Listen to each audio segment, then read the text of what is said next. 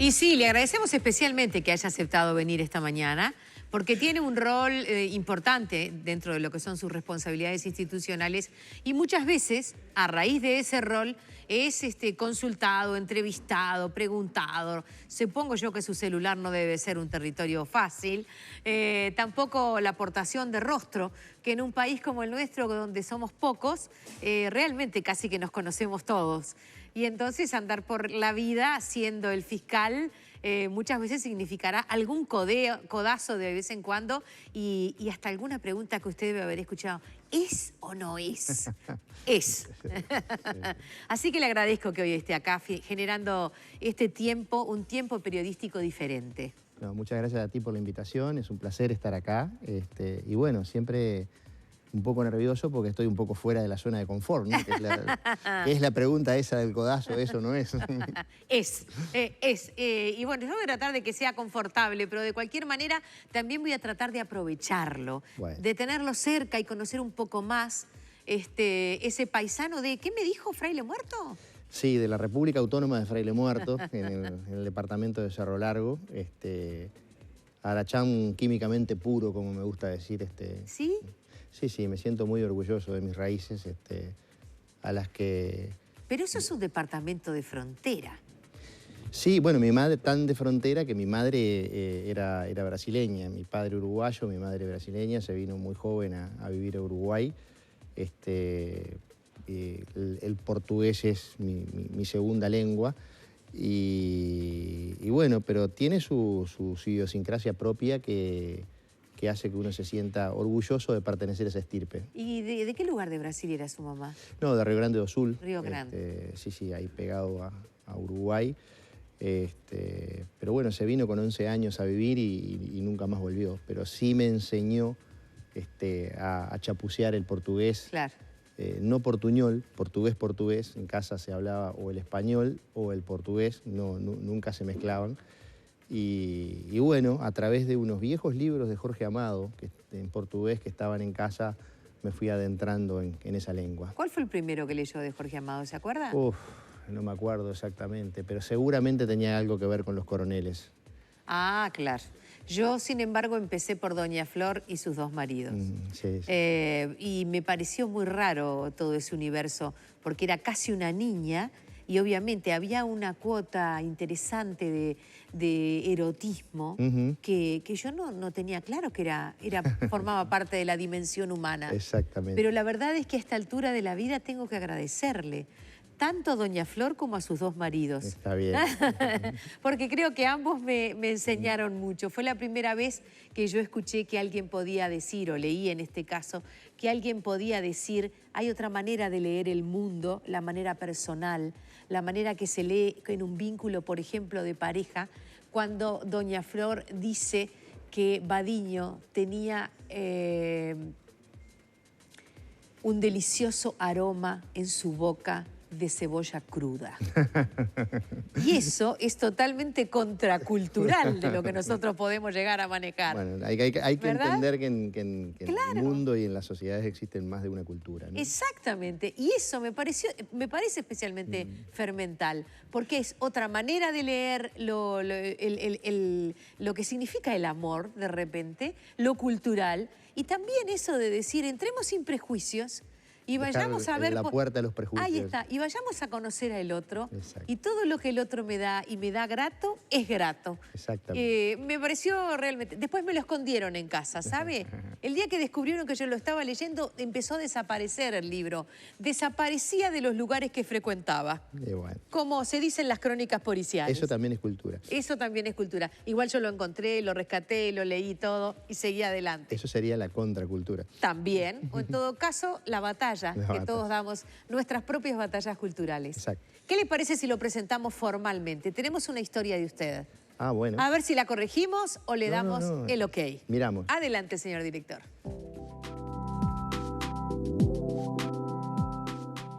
Bien en el medio del departamento de Cerro Largo, donde en 1753 murió un fraile para darle nombre a el lugar, vivía a mediados de los 60 el agente de policía Saúl Díaz junto a su esposa, la costurera brasileña María Cándida Almeida y sus dos hijas, Hidalma e Hilda.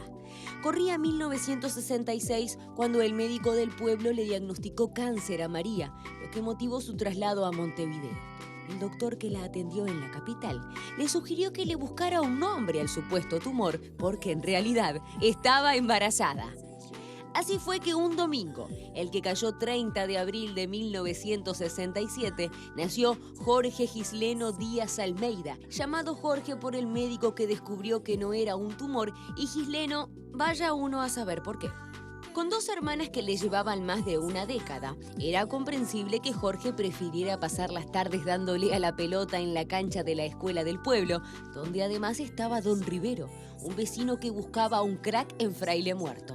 Rivero finalmente encontró al crack en su nieto, Álvaro Recoba, y Jorge Díaz, tras terminar preparatorios El Melo, bajó a la capital para estudiar Derecho en la Universidad de la República, mientras trabajaba como boletero en ferias ganaderas, mozo de boliche y atendía a la fotocopiadora de la facultad. Se recibió de abogado en el 93 y prácticamente ingresó al Poder Judicial, donde actualmente ejerce como fiscal de corte. Fue el principal impulsor del nuevo Código del Proceso Penal, que defiende con uñas y dientes. Marianela Peregali, su ex esposa y madre de sus primeras 2 hijas, fue asesinada en la puerta de su casa durante un intento de rapiña, pese a lo cual asegura que ni él ni su familia viven con miedo. El fiscal Jorge Díaz dejó de fumar a los 37 años por la vía del infarto. Es padre de 4 mujeres, está casado con Mariana Gotero y en sus constantes viajes al interior nunca falta alguna novela negra escandinava para despuntar el vicio de la lectura. Es terco, obsesivo y nunca cede cuando se propone algo, sobre todo cuando se trata de aplicar la ley e impartir justicia, algo a lo que ha dedicado su vida, y eso no es poca cosa. ¿Algo para corregir? No, muy buena fuente de información tiene. La verdad que algunos detalles sorprendentes. ¿Qué lo sorprendió?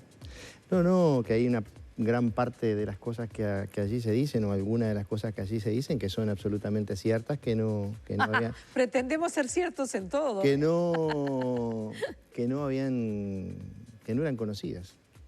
Almeida era su mamá. Almeida.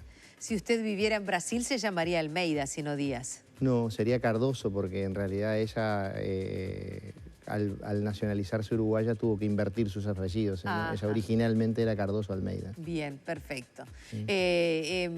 La plata rinde el doble en el interior. Sí. El doble. Y capaz que el triple. O más, sí. O más, ¿verdad? Y en frontera... Y en la frontera, y usted un poco viene más. de un departamento de frontera, capaz que más aún todavía. Es más fácil hacerse la casa, porque se consiguen los materiales de construcción de una mejor manera.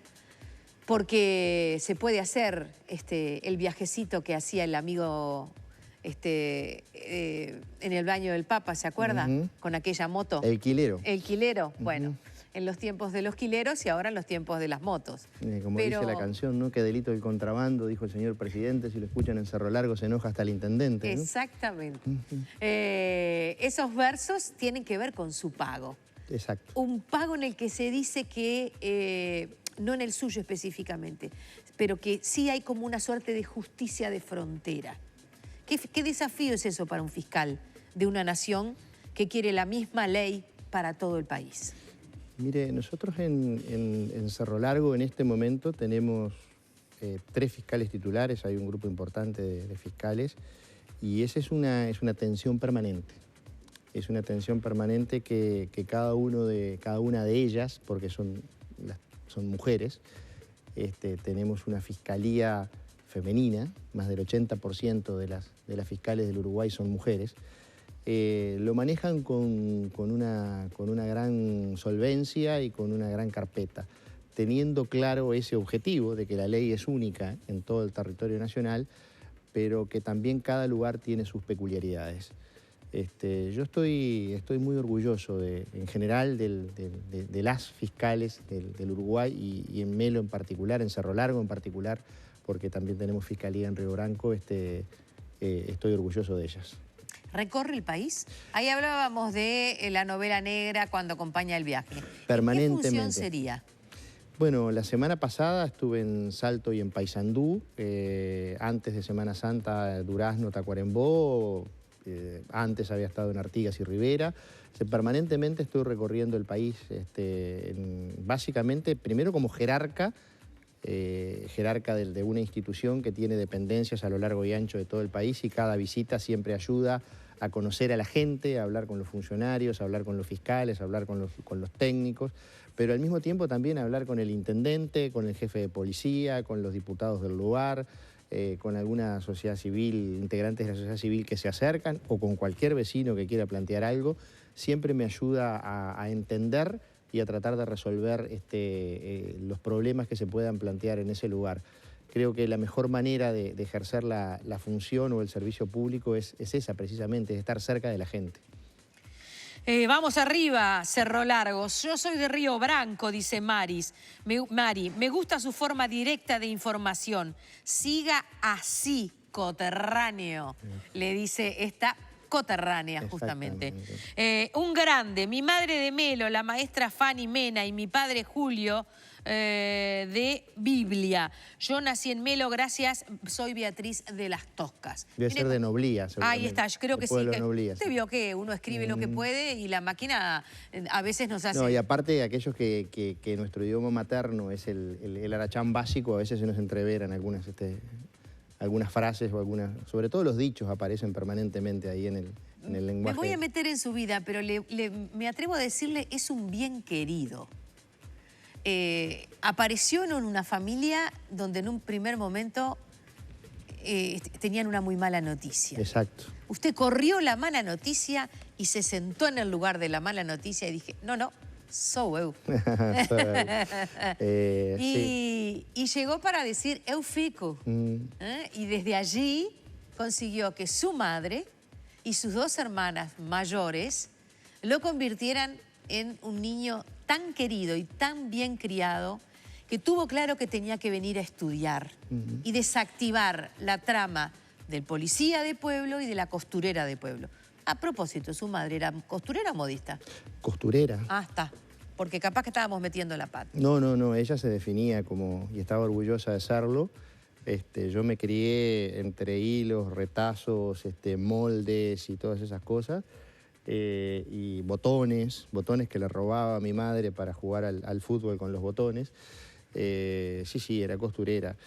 Bueno, eso mi padre siempre decía que yo era más terco que una mula tuerta y que fui terco hasta para nacer. Que incluso nací de terco, de porfiado nomás. Y bueno, sí, es una historia que obviamente a mí me la contaron, pero es una historia de vida y es una historia de resiliencia. Y bueno, a lo largo de toda mi vida ha sido una eterna capacidad del ejercicio de la resiliencia.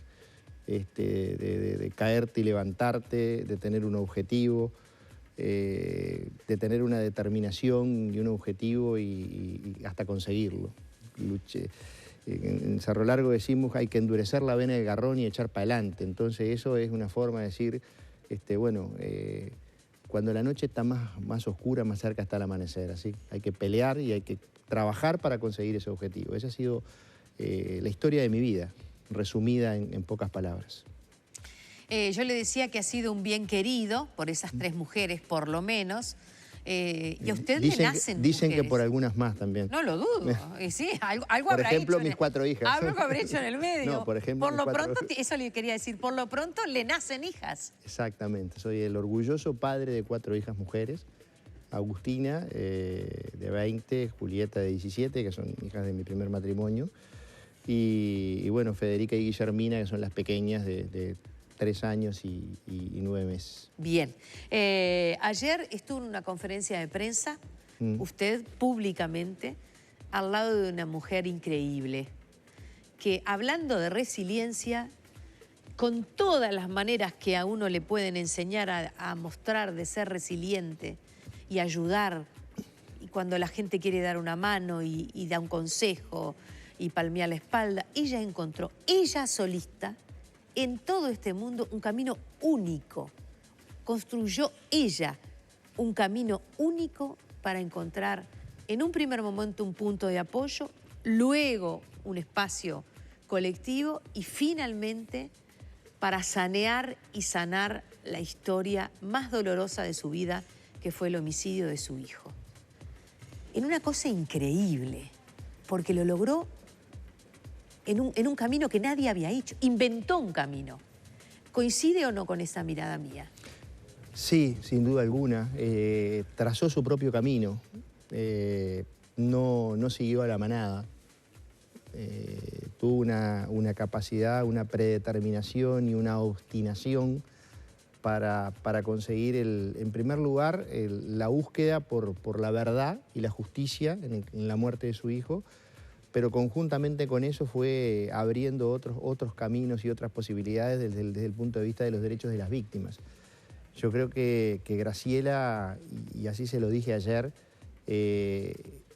con su ejemplo, con su obstinación, con su energía, nos transmite a todo un ejemplo, incluso a los que pasamos por esto, sobre todo a quienes pasamos por esto, de que es posible levantarse al día siguiente y de que es posible seguir, y sobre todo desde el amor, no desde el odio, no desde el rencor, no desde el miedo, sino desde el amor.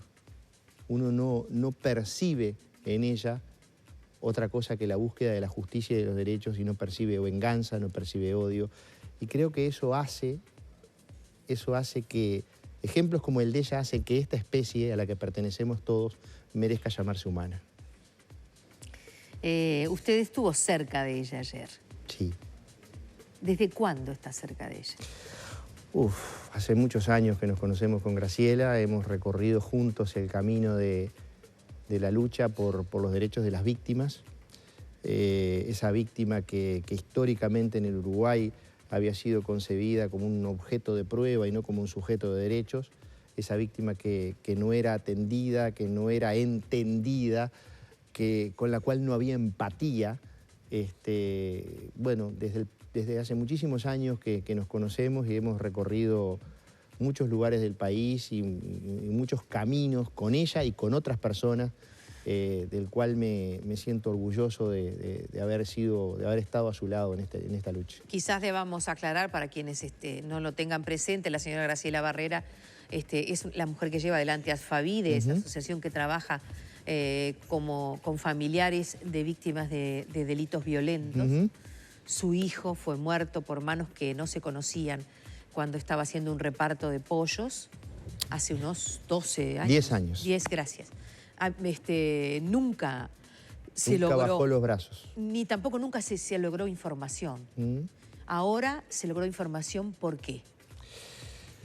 Porque con su obstinación y su terquedad o su fuerza y su energía, logró ir sensibilizando a las distintas autoridades para que se pusiera un foco en esa investigación, y porque encontró en el investigador policial y en la fiscal del caso la empatía y la energía suficiente como para llegar a un resultado. Yo creo que eso es... Yo creo que ella visitara las cárceles y hablara con las personas privadas de libertad, con esas personas que la sociedad ha raleado y muchas veces condenado a cosas horribles, aunque hayan cometido delitos horribles, no estoy metiéndome en eso, sirvió para que alguien en el medio de todo esto filtrara una información.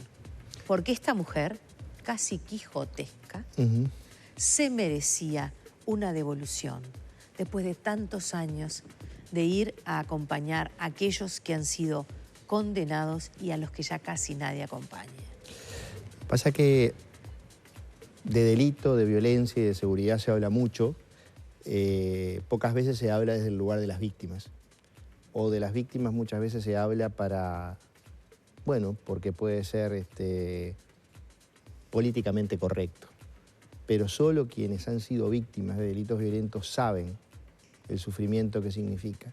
Solo quienes han pasado por esto saben el dolor ese que nace desde las entrañas y que no encuentra explicación de por qué ese ser querido que hacía 2 minutos estaba ahí ya no está más y no va a volver a estar más.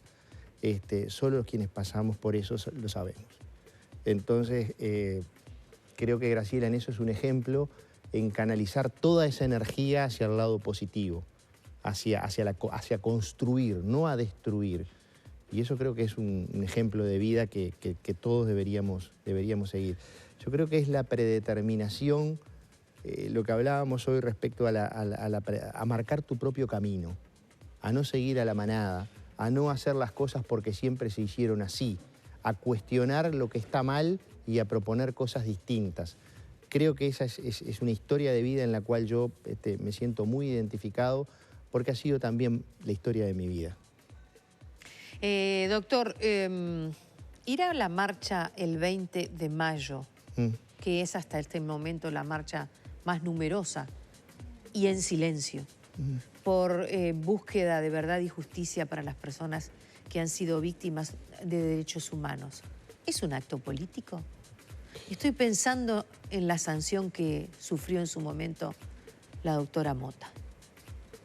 Yo no me voy a meter en ese terreno. Porque una cosa es política, otra cosa es justicia, y parecería que otra cosa es derechos humanos, que es la justicia de todos.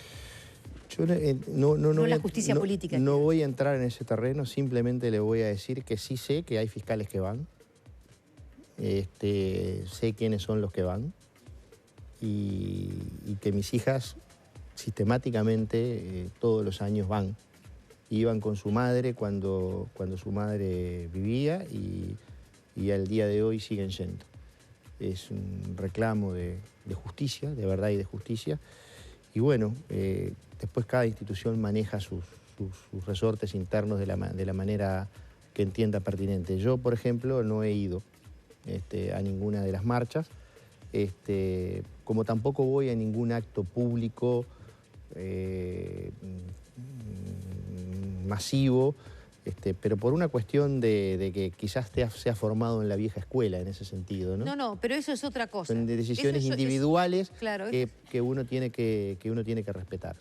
No, eso es otra cosa. Yo porque me parece que eso es una señal que dejamos pasar, que pasó, en este caso, con ese caso concreto, y que lo dejamos pasar como sociedad, porque si empezamos a pensar que eso es un acto político, estamos politizando los derechos humanos. Y claro que hay gente que los usa políticamente, y claro que hay quienes se embanderan, y quizás ese embanderarse pueda significar en determinado momento un capital electoral. Yo creo que pero si vamos al cogollo del asunto... Creo que el derecho humano a un ser humano, el derecho humano que tenemos todos, que hemos sido víctimas de un delito, a saber qué pasó, eso es un derecho humano fundamental. Una de las cosas que hablábamos el otro día con Graciela y que a nosotros nos tocó pasar, el hecho de que se esclarezca el delito y que se sepa qué pasó, que se sepa la verdad, no te trae alegría, te trae paz. Te permite cerrar una puerta que mientras no la sepas a esa verdad, esa puerta está abierta. Es necesario poder cerrar esa puerta para que de ahí en adelante uno pueda construirse y proyectarse hacia adelante. Si esa puerta está abierta, es muy difícil que uno pueda construir porque siempre va a tener como una asignatura pendiente, como algo sin resolver. El preguntar el qué pasó o el por qué. Y eso está pasando en otros niveles.